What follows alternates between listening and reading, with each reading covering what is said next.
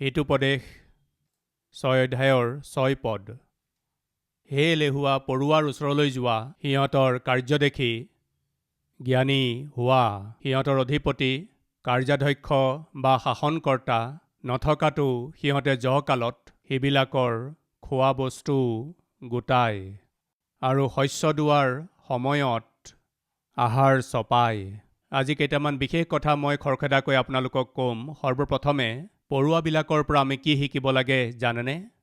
পৰুৱাবোৰ বৰ সক্ৰিয় হৈ থাকে। কি? পৰুৱাবোৰ বৰ জ্ঞানী। পৰিশ্ৰমেৰে সিহঁতে কাম কৰে। আপুনি এই বিজ্ঞাপনটো শুনিছেনে? কম সময়তেই অধিক ধন উপাৰ্জন কৰক। এই বিজ্ঞাপনটো দেখিছেনে? কম সময়তেই বেছি আয় কৰক। দ্বিতীয়তে, কমকৈ বিনিয়োগ কৰক, অধিক লাভ পাওক। তৃতীয়তে, ঘৰতেই থাকক, প্ৰতি মাহে 1 লাখ টকা পাওক। এনেকুৱা বিজ্ঞাপন কেতিয়াবা শুনিছেনে? নিশ্চয় দেখিছে চাগৈ। আপুনি 5,000 টকা বেংকত জমা কৰক, সন্ধিয়ালৈকে আপোনাৰ একাউণ্টত 50,000 আহি যাব। মোৰ ওচৰলৈ এজন ভাই আহিছিল। মুখ মলিন হৈ আছিল। কি হ'ল ভাই?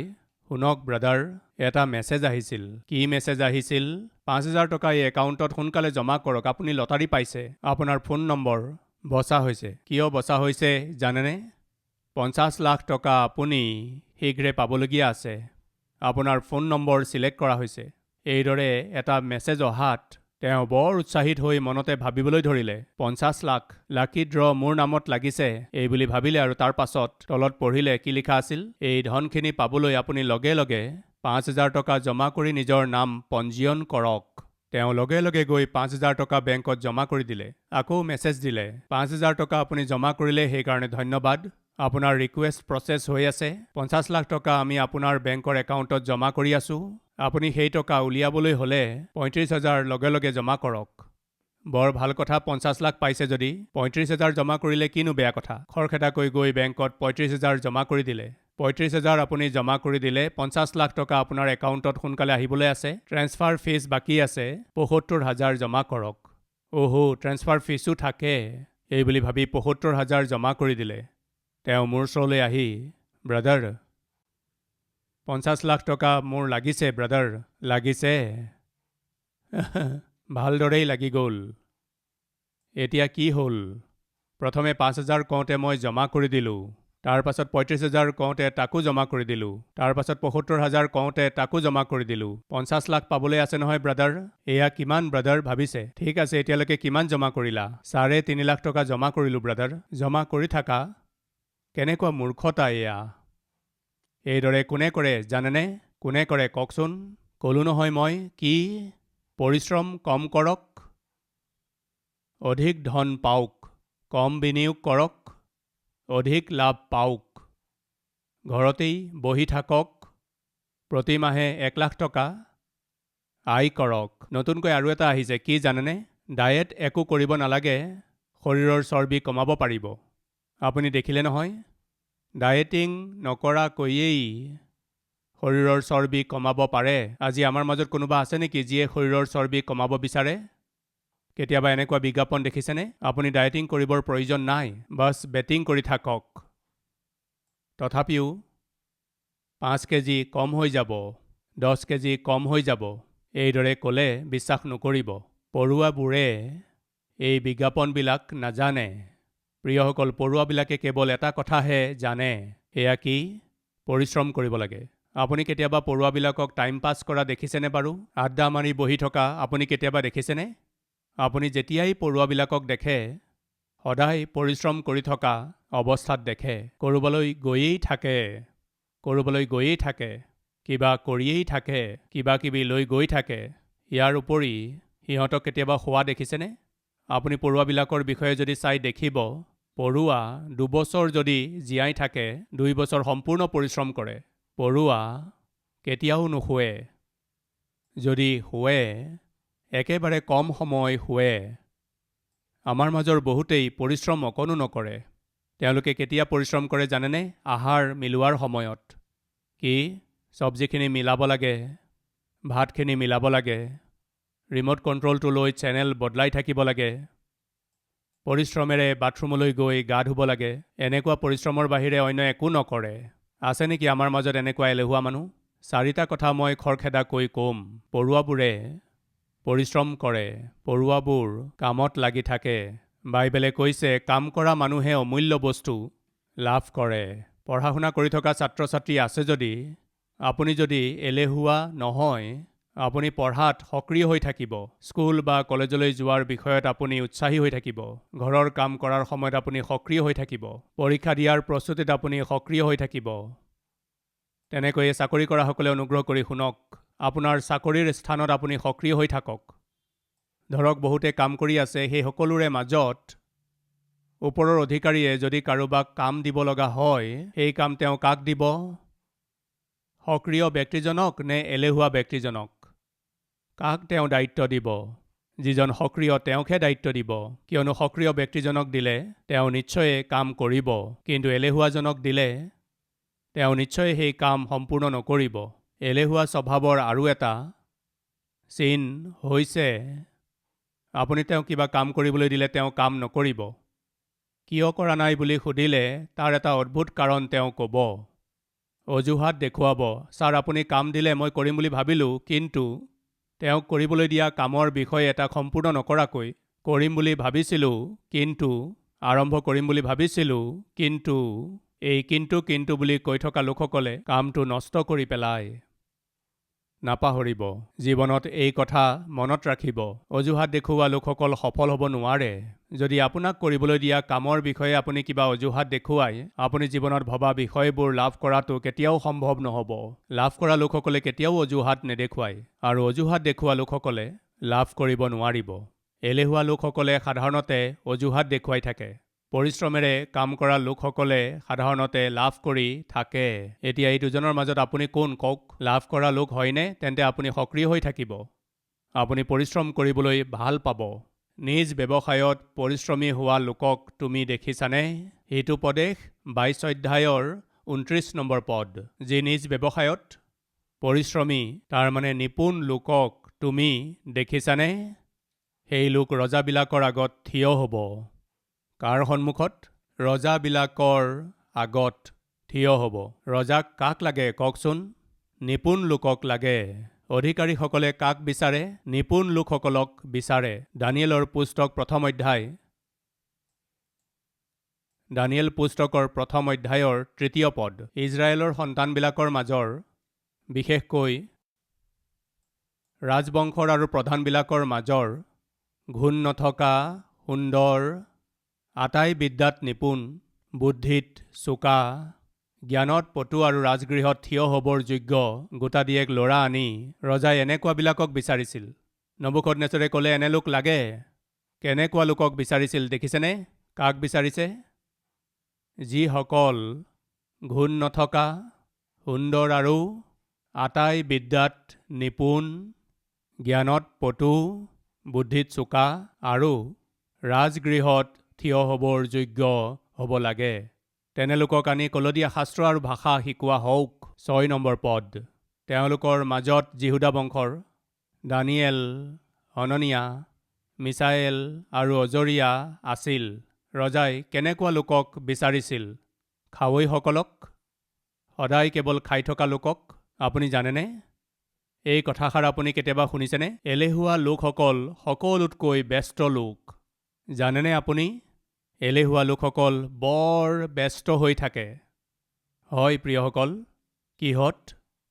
যেতিয়াই চাব তেতিয়াই খোৱাতেই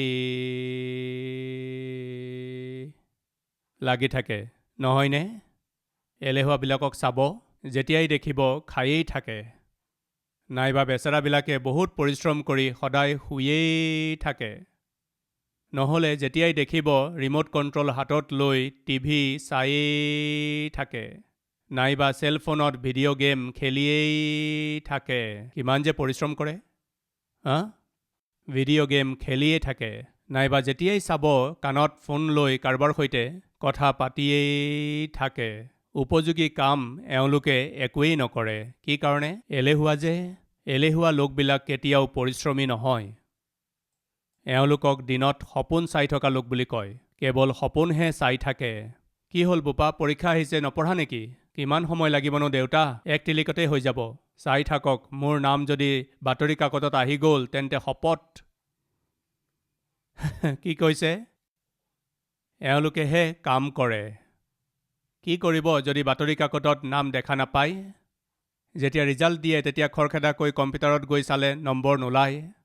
তাকেইতো দেখি থাকোঁ। প্ৰিয় ভাই ভনীসকল শুনক, আমাৰ মাজত এলেহুৱা লোক নাইনে বাৰু? এলেহুৱা লোকসকলে কি কৰে জানেনে? এলেহুৱাবিলাকৰ লক্ষণ হৈছে সদায় ছ'চিয়েল মিডিয়াত ব্যস্ত হৈ থাকে।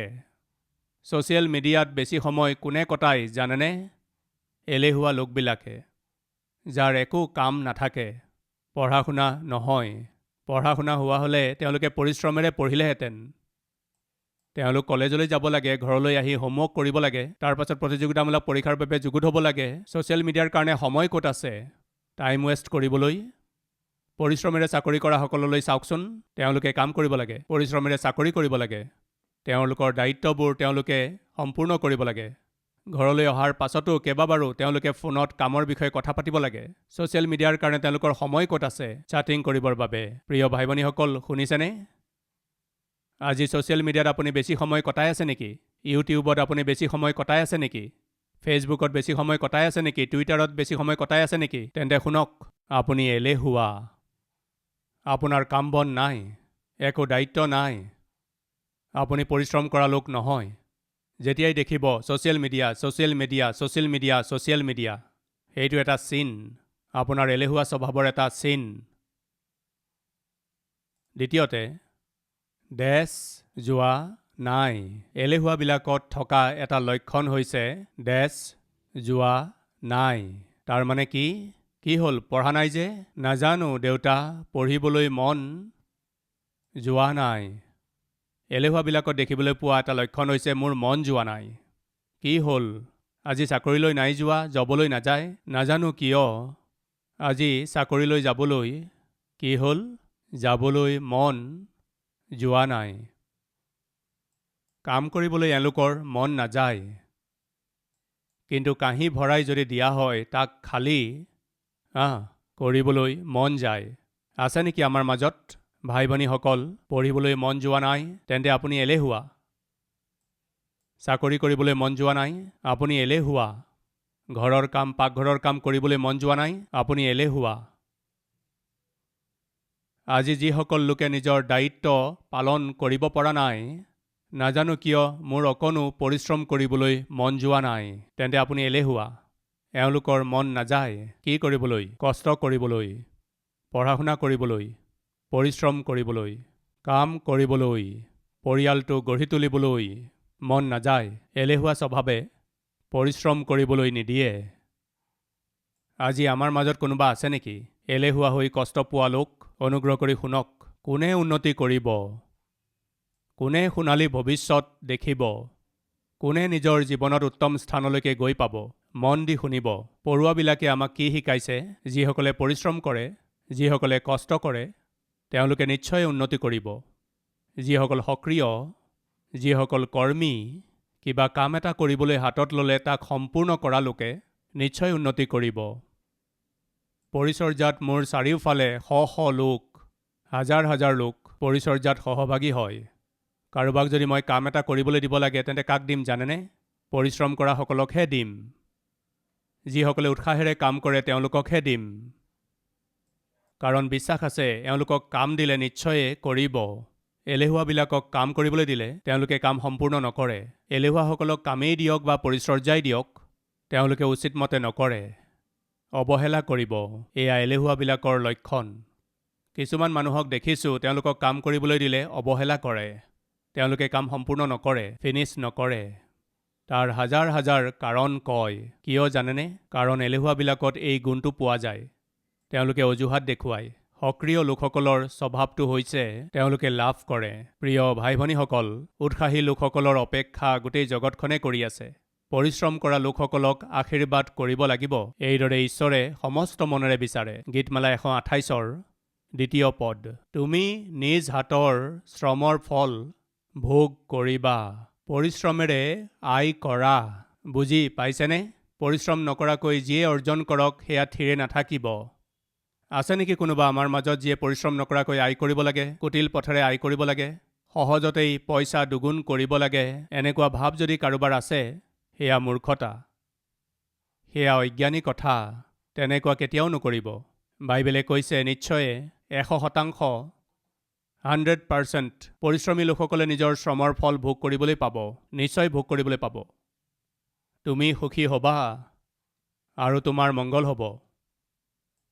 তোমাৰ গৃহৰ অন্তঃপুৰৰ ভিতৰত তোমাৰ ভাৰ্যা ফলৱতী দ্ৰাক্ষালতাৰ নিচিনা হ'ব। তোমাৰ মেজৰ চাৰিওফালে তোমাৰ সন্তানবিলাক জিত গছৰ পুলিৰ নিচিনা। কি লিখা আছে? হ'ব। এয়া হৈছে পৰিশ্ৰম কৰা লোকসকলৰ বাবে আশীৰ্বাদ। প্ৰথম পদ, যিজনে জিহুৱালৈ ভয় ৰাখে আৰু তেওঁৰ পথত চলে তেওঁ ধন্য। ঈশ্বৰলৈ ভয় ভক্তিৰে সৈতে যদি কিবা কাম কৰে, আমি যিয়েই চেষ্টা কৰোঁ, ঈশ্বৰে আশীৰ্বাদ কৰিব। পৰুৱাবিলাক ইফালে সিফালে নাযায়। আপুনি দেখিছেনে? সকলোৱে এটা লাইনত যায়, ইফালে সিফালে নাযায়, এটা ৰাস্তাৰেই যায়, অনুশাসন মানি চলে। সৰ্বপ্ৰথমে পৰুৱাই আমাক কি শিকায়? পৰিশ্ৰম কৰিবলৈ। পৰুৱা কেতিয়াও এলেহুৱা নহয়। পৰুৱাই এনেই বহি বহি সময় নষ্ট নকৰে। প্ৰিয় ভাই ভনীসকল, সময় নষ্ট নকৰিব, টাইম পাছ নকৰিব। আমাৰ মাজৰ বহুতেই টাইম পাছ কৰে। কিনো কৰিম একো বুজি পোৱা নাই। এলেহুৱাইনো কি বুজিব কওকচোন?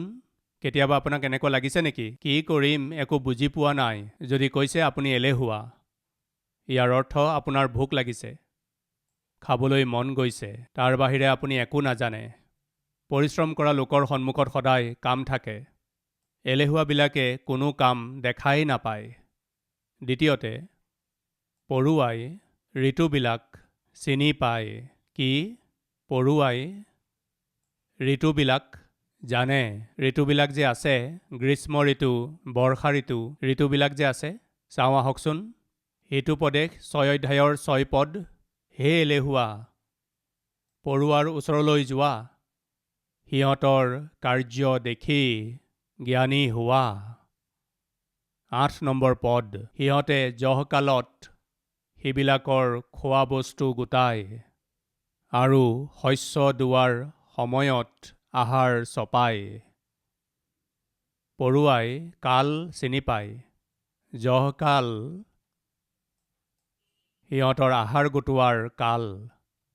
তাৰ পাছত বৰ্ষাকাল আহিবলগীয়া আছে।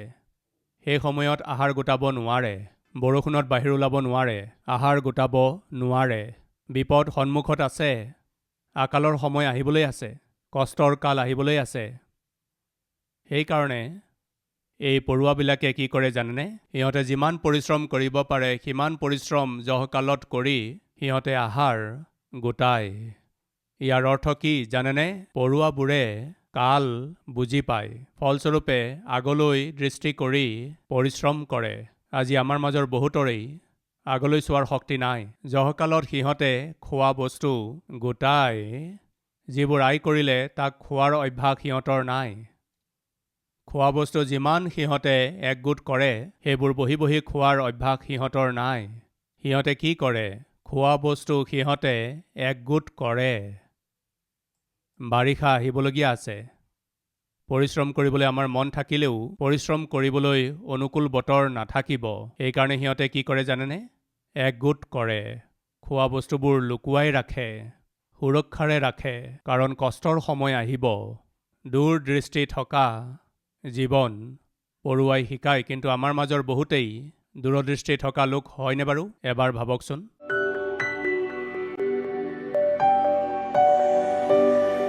পবিত্ৰ পিতৃ ঈশ্বৰ অতি বিশেষ বাক্যৰ দ্বাৰাই আমাক পোনপটীয়াকৈ কথা কোৱাৰ বাবে ধন্যবাদ।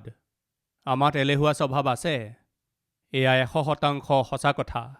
সেই এলেহুৱা স্বভাৱক জয় কৰি পিতৃ পৰিশ্ৰম কৰিবলৈ মন এটা দিয়ক, দূৰদৰ্শী হ'বলৈ আমাক দিয়ক, সময়ক বুজি পোৱাৰ অনুগ্ৰহ আমাক দিয়ক। আৰু সেই সময়তে আপুনি যে আমাৰ বাবে প্ৰাণ দিলে, নিজ প্ৰাণতকৈও আমাক অধিক প্ৰেম কৰিলে, সেইকাৰণে আমি আপোনাক আনন্দিত কৰিব পৰা জীৱন এটা আমাক দিয়ক। আপুনি চাই আছে, সেই কথা মনত ৰাখি পৰিশ্ৰম কৰি অনুশাসনেৰে সৈতে পিতৃ কালবোৰ চাই একেলগে পৰিয়াল হিচাপে আত্মিক যাত্ৰাত আগবাঢ়িব পৰা অনুগ্ৰহ দিয়ক। যীশুৰ নামত মাগিছোঁ পিতৃ, আমেন। हमारा address Calvary, post box number 30, Kukatpally, Hyderabad 72।